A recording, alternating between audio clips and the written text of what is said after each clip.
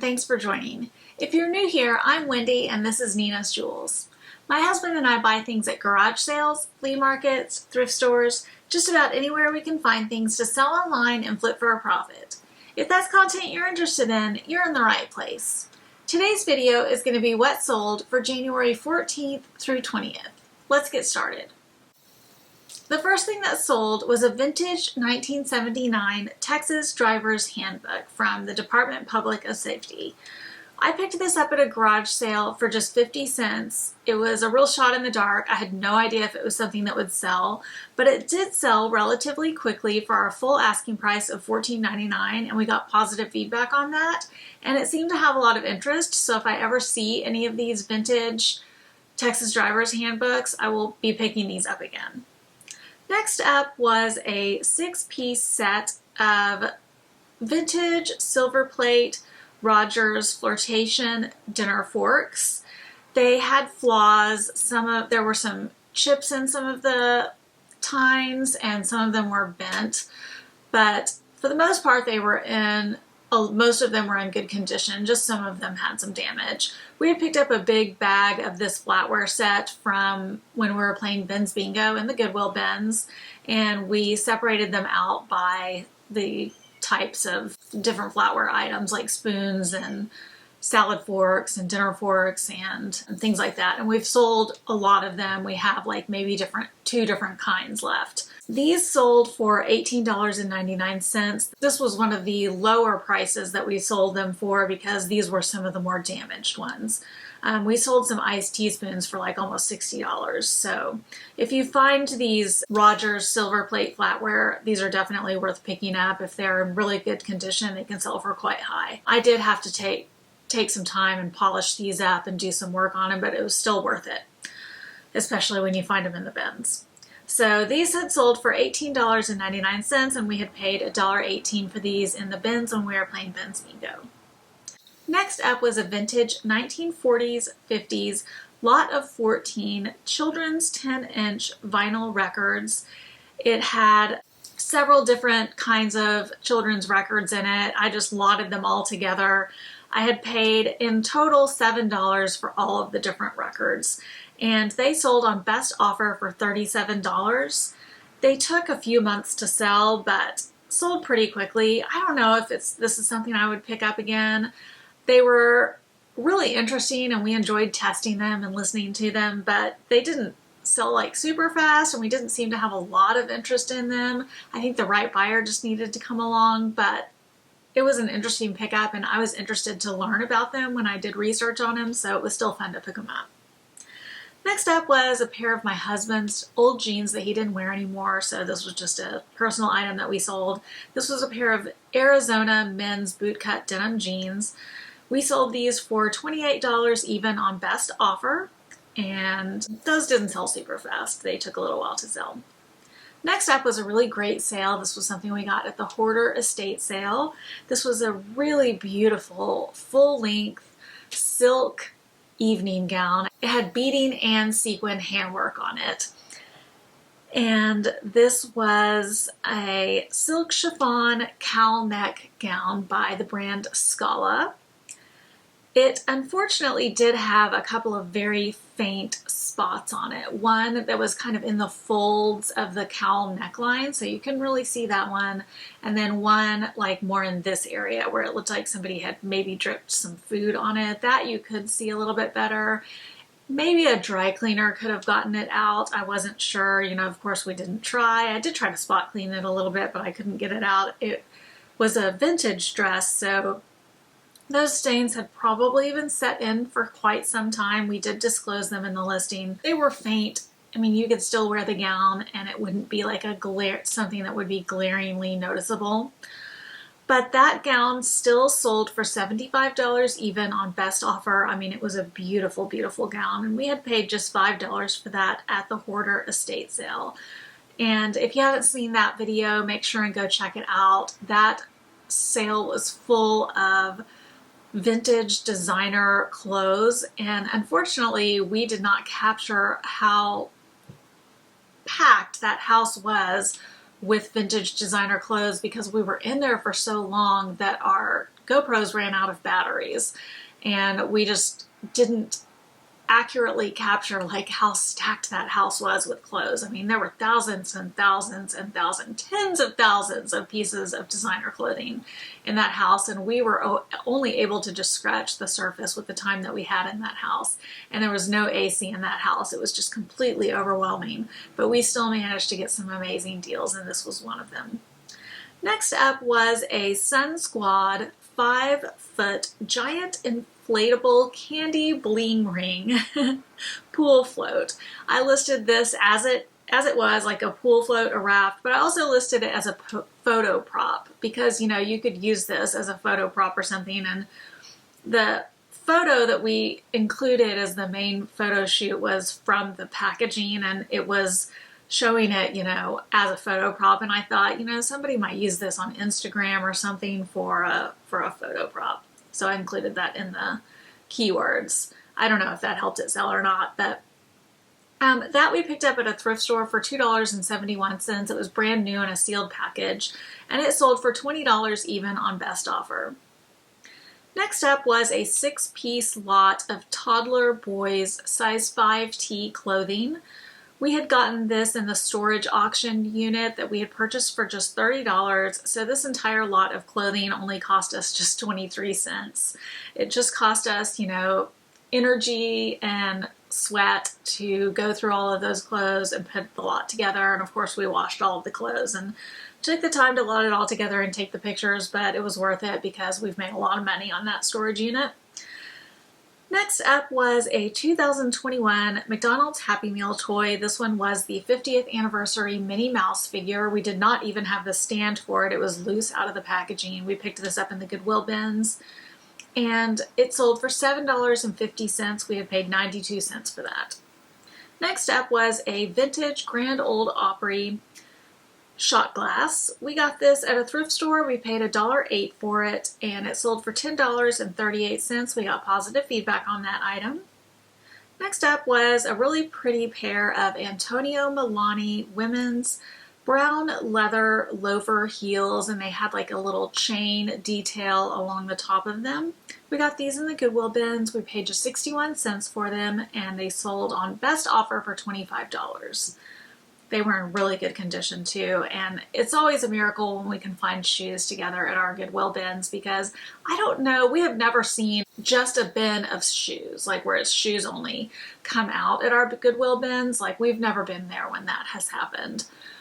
But we have also never seen any shoes together at our Goodwill bins. So I don't know if our Goodwill bins just doesn't ever take the time to keep shoes together from the get-go at our Goodwill bins or what, but they're always separated. So we always think like it's just a miracle when we find any two shoes together, or that we ever find a shoe and then we ever find its mate at our Goodwill bins, because it's just so rare for that to happen. We're always going around with our cart at the Goodwill bin with single shoes in there looking for the mates, and we always end up putting about 25 single shoes back because we can never find the mates. It's just such a shame because we always find so many amazing single shoes and we never find the mates. It's extremely frustrating. And then we see all these other resellers with their Goodwill bins and they have the shoes together at their Goodwill bins, and we're always so jealous of that. So super frustrating, but you know, our Goodwill bins have really good things about them too. So, you know, beggars can't be choosers. Next up was a Lily Pulitzer pink striped short sleeved t-shirt that we got at a garage sale. We paid only 50 cents for this, and it sold on offer to buyer for $24.78. Next up was one of the Maker's Mark bourbon whiskey organic cotton bandanas. We got a big bag of these. They were all brand new at our Goodwill bins, and we've sold a couple of them. This is the second one that sold. It sold for full price of $9.99, and we had paid just $1.18 for that, and we got positive feedback on it. Next up was a Marvel 7.5-inch metal Captain Marvel tin bucket, and this we got doing retail arbitrage quite a while ago. I think we got it right after Easter. maybe a couple of years ago. Like it was maybe marketed as an Easter bucket.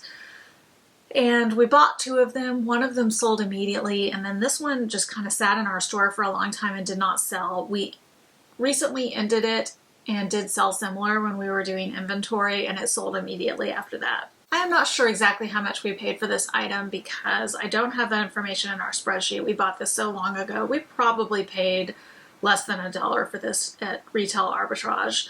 But it did sell when we did end item and sell similar, and it sold for $15 even on best offer. We did get positive feedback on that.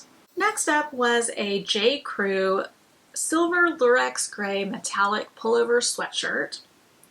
We got that at the Goodwill bins, and we paid $1.68 for it. It sold for $18 even on best offer, and we got positive feedback on that item as well.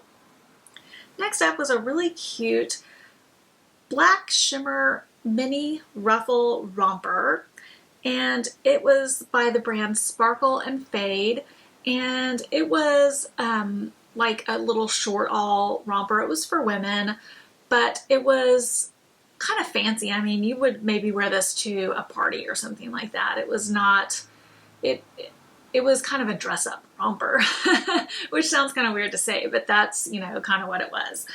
And it was really cute. When I had researched this, when I originally listed it, it seemed to sell for kind of a high price. So I think it sold for around $88, which is what I have in the title.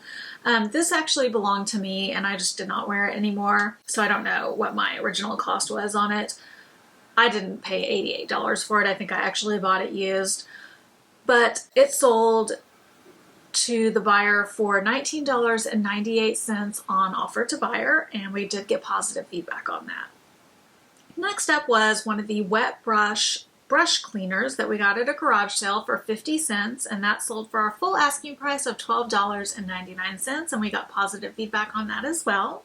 Next up was a lot of 2 SeaWorld plush stuffed animals. There was an orca, whale, and a white baby seal. And these were kind of bigger stuffed animals, and these were vintage. These came from the Goodwill bins. We paid 92 cents for them, and they sold on best offer for $29 even.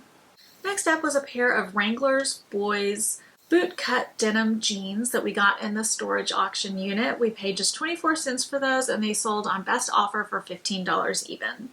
Next up was a Boggle game. It was brand new in the package. We got this at a garage sale. We paid just $1 for it, and it sold on best offer for $20, and we got positive feedback on that item. That one did not sell for a really long time. We ended up ending that one and doing sell similar, and it sold immediately when we did that. So that technique definitely works. We are still doing that with our inventory. We have so much inventory, and we are really doing a deep dive into our inventory this year and making sure that we are taking a lot of time with making sure our titles are looking good.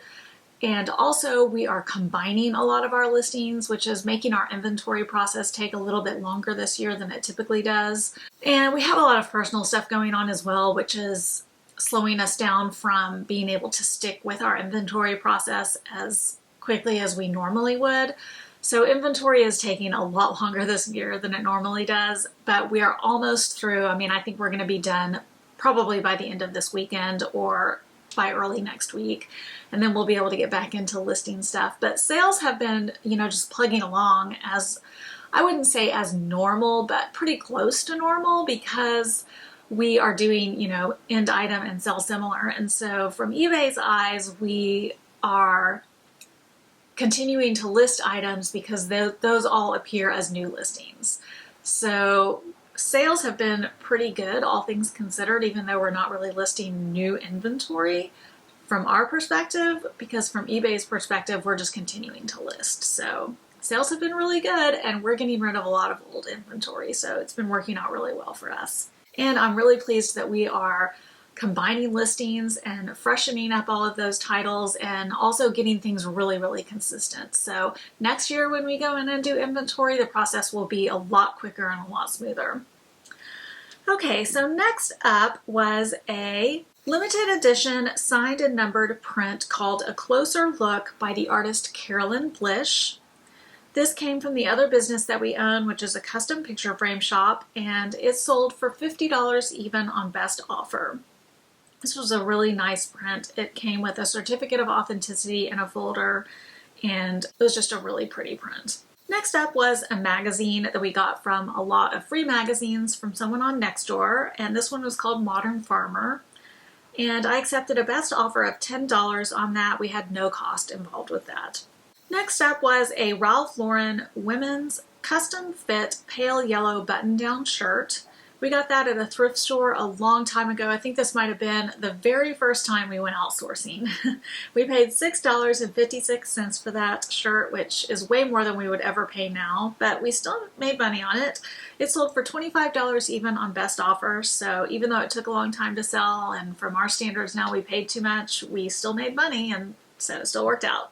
Next up was a plush dog, and the brand was called Head First Big, and it was a Valentine's Day dog, and this was just appeared to be one half of a set because it said on the tag that it was new with tags, but it said on the tag that it had a magnetic nose and it was supposed to connect with another dog.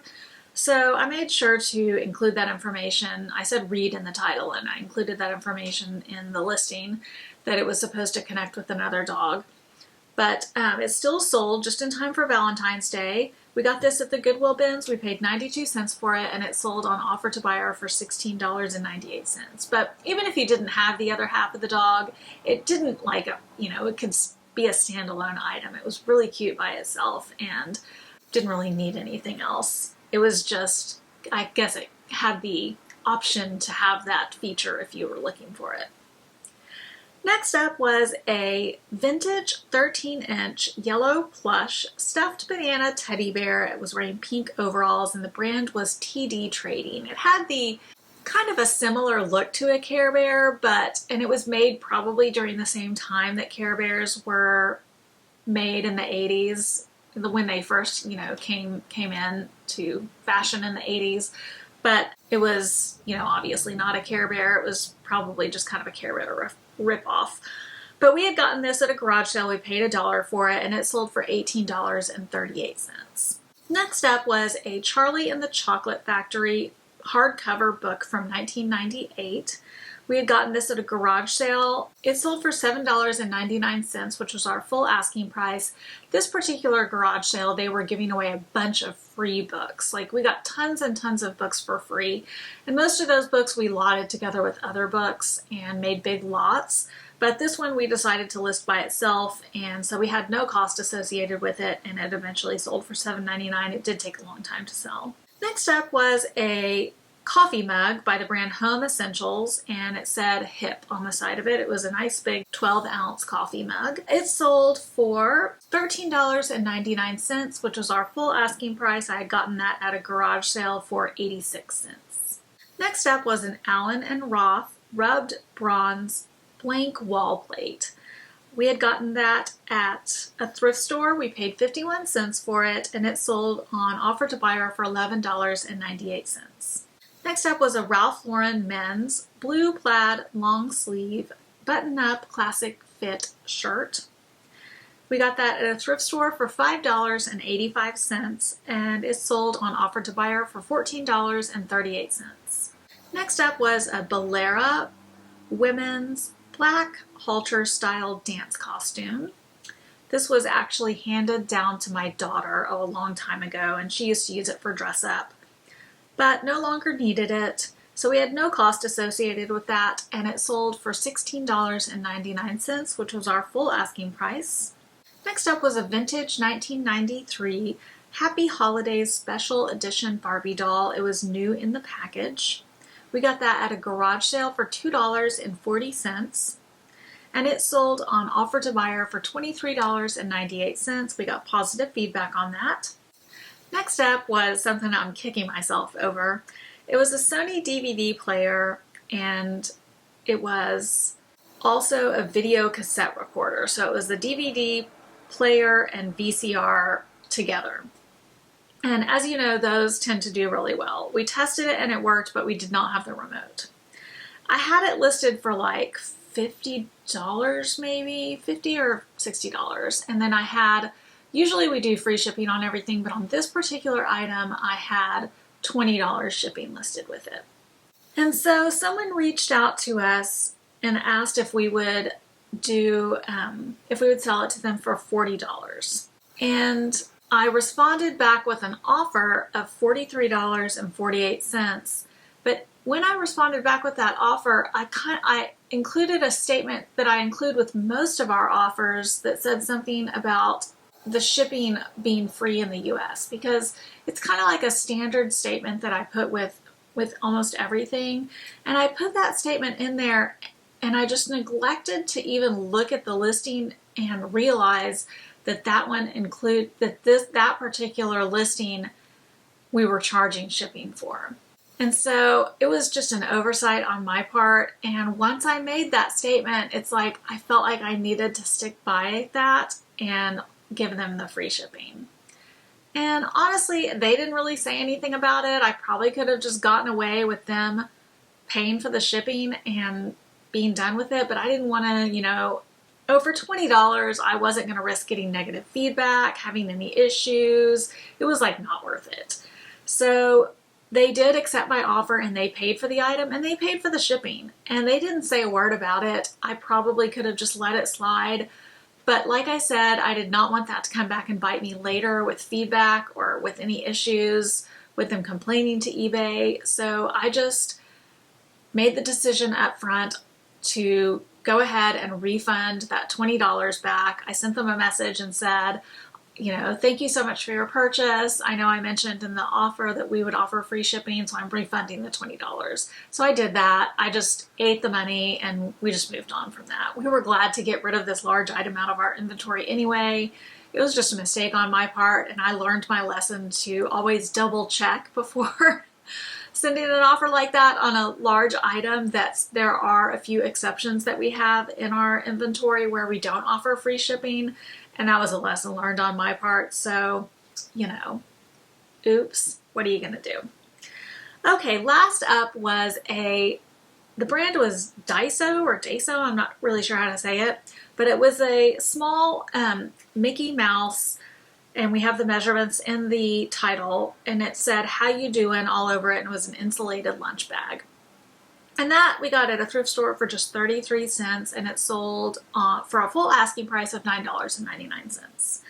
Unfortunately, after the buyer got it, they said that it was smaller than they thought, despite us having the measurements in the title and in the listing, and they returned that item to us. But the good news is that it has sold again. We relisted it and it immediately sold again. Hopefully that buyer will be happy with it. It just sold, so we haven't heard anything either way from the new buyer. So, I can't imagine that there would be an issue with it since the measurements are in the title, but, who knows. And last but not least, I'll go over all of the collectible cards that have sold. Obviously, we have not been listing any high value cards because we've continued to remain focused on inventory, but we did manage to sell 3 low value cards this week for a total dollar value of $6.87. That wraps up our sales for the week of January 14th through 20th. I hope you enjoyed this video. If you did, let us know by hitting that thumbs up button. And if you're not already subscribed, make sure to hit that subscribe button. We really appreciate all of your support. Stick around for another video that's going to pop up right over here, and we will catch you on the flip side.